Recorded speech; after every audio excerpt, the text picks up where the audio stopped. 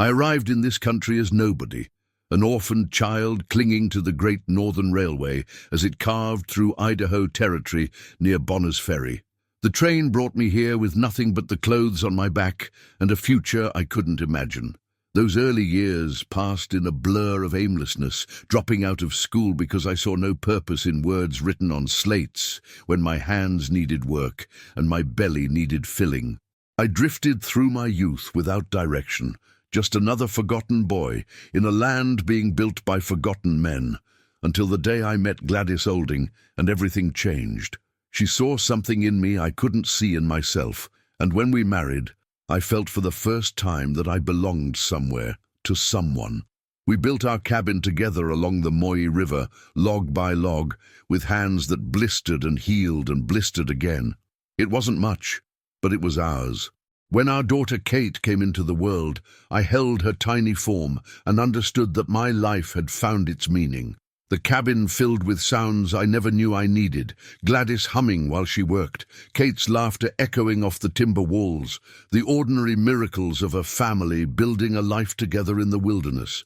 But a family needs providing for, so I took work with the Spokane International Railway, helping to lay the iron roads that would connect this vast country. The work was hard and the days long, but I was young and strong and willing.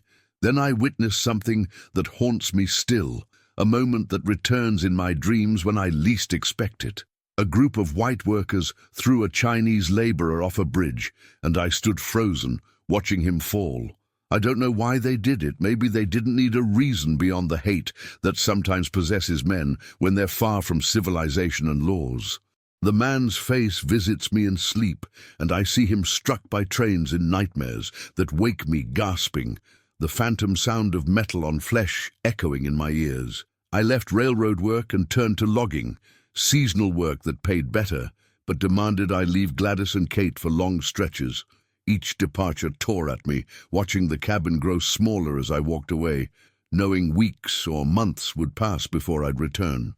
In the logging camps, I met men of all kinds, rough and gentle, kind and cruel, each leaving their mark on me in ways I'm still understanding.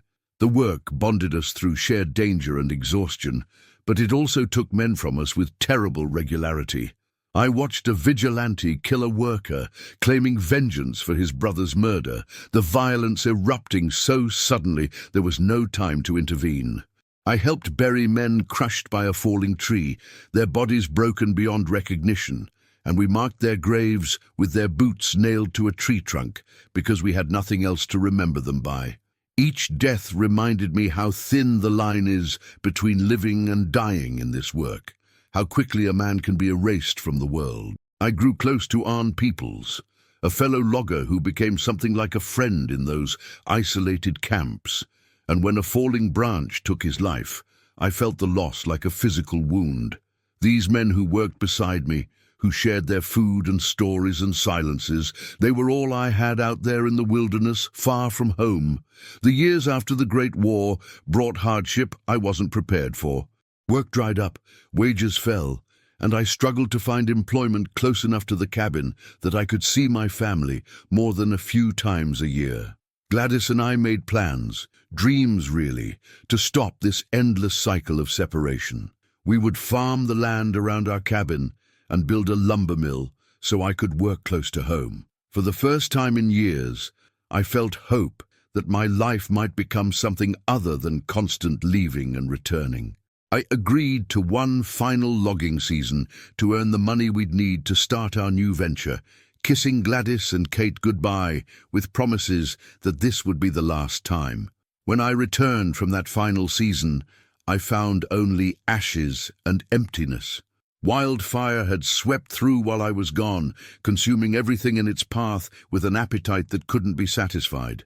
The cabin was destroyed, burned to its foundation, and Gladys and Kate were gone, missing, their bodies never found.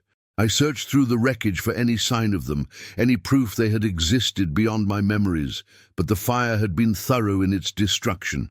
The grief that settled into my bones was unlike anything I had known, a weight that made breathing difficult and living seem pointless.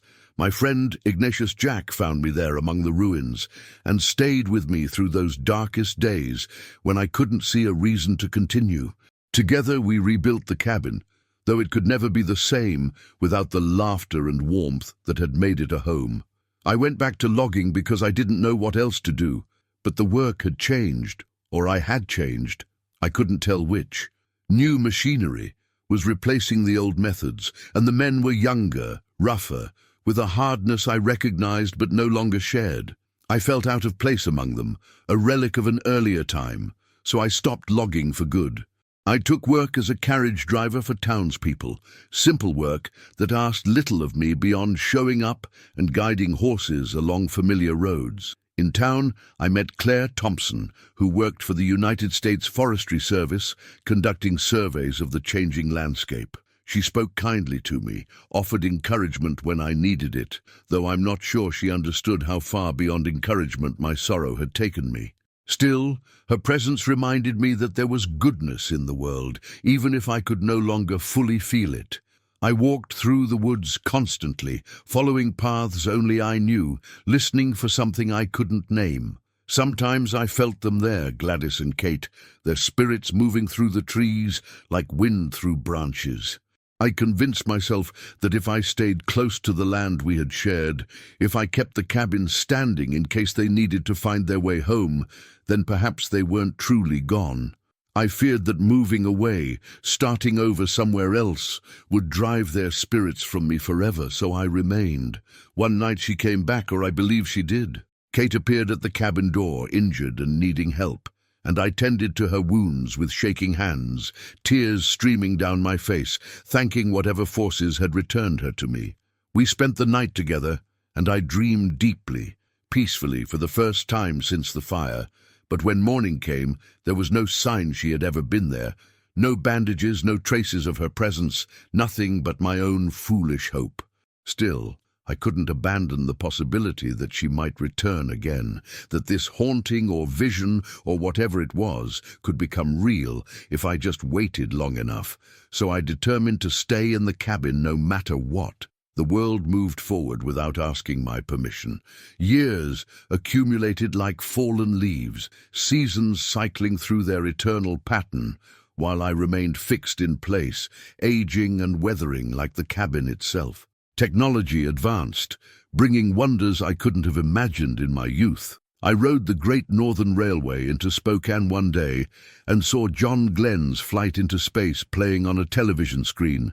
Men were reaching beyond the sky now, touching the stars, while I could barely manage to keep living on the ground where I had lost everything. Then came a spring day, unlike the others, a day when something shifted inside me, and I made a decision I can't fully explain.